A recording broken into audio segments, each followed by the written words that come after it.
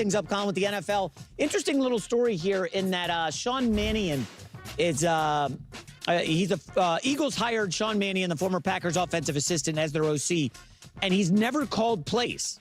Okay.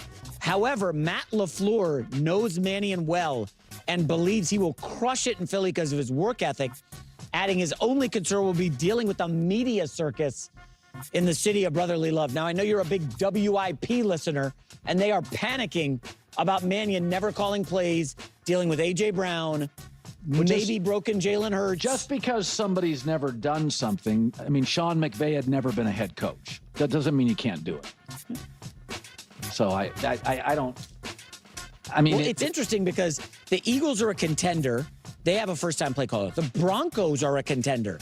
They have a first-time play caller. Young guys, Sean Mannion, Davis Webb. Seahawks have a new offensive coordinator. A lot of newness among the top teams. The Rams, of course, are retaining the great McVay. Yeah, I think, listen, the Eagles are very offensive coordinator dependent. Mm-hmm. That's not what the Chiefs and the Rams and the Niners are. So, like, you'd think, oh, you guys are talking about coordinators. The Eagles are coordinator dependent. Shane Steichen, fantastic. You know, Kellen Moore, really good.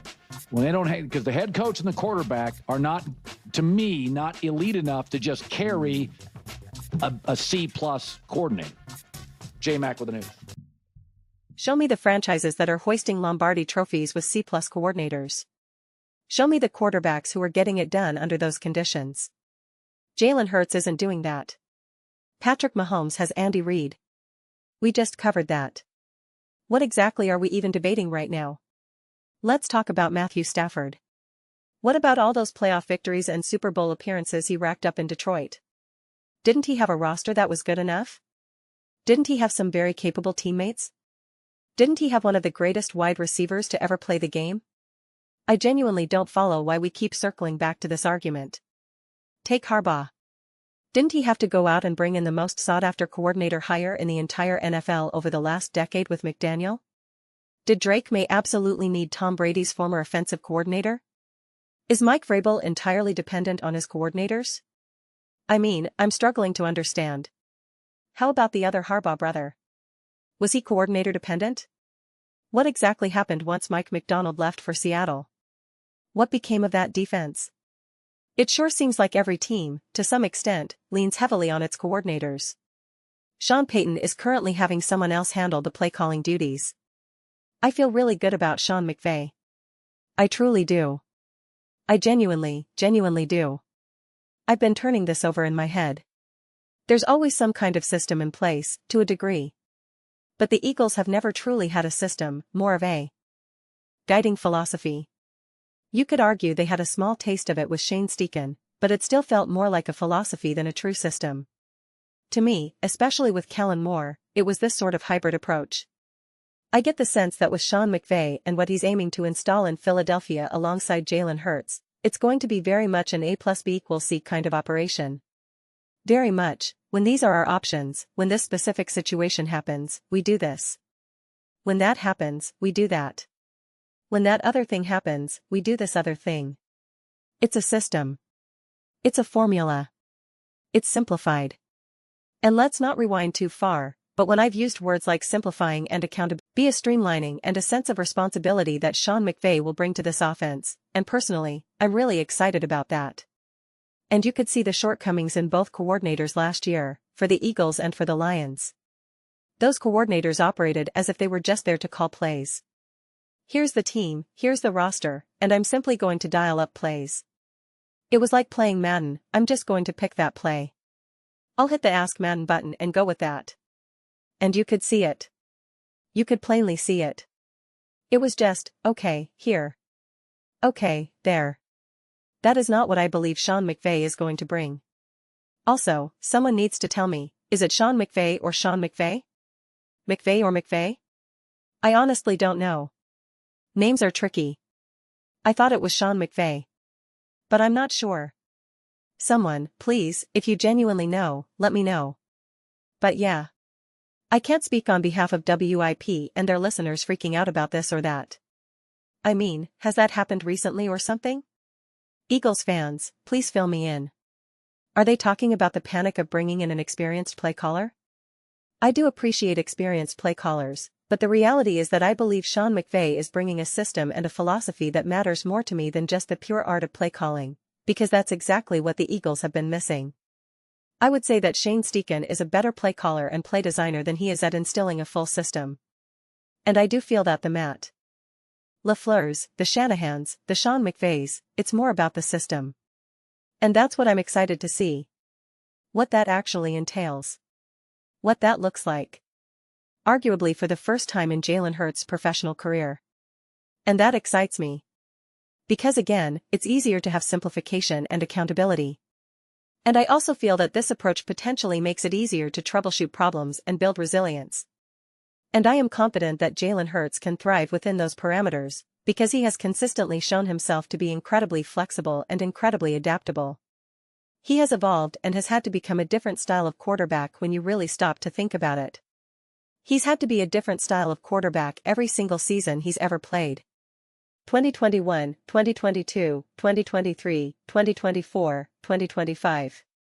Every single year, a different quarterback. He's played with a different style, a different mentality, a different approach, a different philosophy, a different play caller. Everything has been different for him every single season. It's pretty crazy. The way he played in 2021 versus 2022 is wildly different. How he had to play from 2022 to 2023, wildly different. From 2022 to 2024, from 2023 to 2024, from 2024 to 2025, from 2025 back to 2022, it's all wildly different. All of it. And that's insanely impressive. It's actually an insanely remarkable feat, it really, really is. And it's under-discussed because we just say, well, he has a different play caller every year. That's true, but let's talk about what he's actually being asked to do. His style of play, his resilience, it's insanely impressive. It's arguably the most impressive thing about Jalen Hurts. Not the MVP award. Not the historic Super Bowl performances and all of that. It's actually just what he's being asked to do every single season. It's completely different. That's really uncomfortable. That's really unsettling. That is incredibly hard. We know that when children grow up in an unpredictable household, it's awful. It's damaging. Their chances of success in life plummet. You need predictability. You need to know what to expect. And if you're a player, and every single season, every single game, every single week brings such unpredictability, that is a really tough existence. That is the existence Jalen Hurts has had to live in the NFL. It's pretty wild. And again, it's really under-discussed and not emphasized enough. Say what you will about Jalen. You can argue he's not really that great of a quarterback, that he's not that special, that his team is stacked. That's fine. All of that could be true. I obviously disagree. But you cannot deny what he's had to face every single year in that regard. You just can't. You really can't. And it's so impressive because we've seen other quarterbacks exposed to just a fraction of that and fail spectacularly. We've seen it. Whether it's Sam Darnold, the up-and-comers who are now more famous, whether it's Darnold, Daniel Jones, Mac Jones, Baker Mayfield, we can use Dak Prescott, we can use whatever spectrum of quarterback play you want. We've seen it struggle, and we've seen it go wrong quite dramatically. And yet, there has been a level of resilience from Jalen Hurts that is pretty spectacular. But what do I know? I just evaluate Jalen Hurts accurately. So those are just my thoughts. I'd absolutely love to hear yours. What do you all think about the Philadelphia Eagles and the fear of Sean McVay and the media issues and WIP or whatever they're saying? Let me know your thoughts in the comments below. I read every single comment. So whether you agree with me or disagree, either way, let's start some discussions. Let's get into some debates. But ultimately, let's just have some fun. And please do consider subscribing. We're building an amazing community here, and I'd absolutely love to see you part of it. I want to build something we all feel connected to, something we're really excited to be part of. I think we're well on our way. Please don't forget to give this video a thumbs up. It really helps with visibility and the algorithm. Thank you so much. See you next time.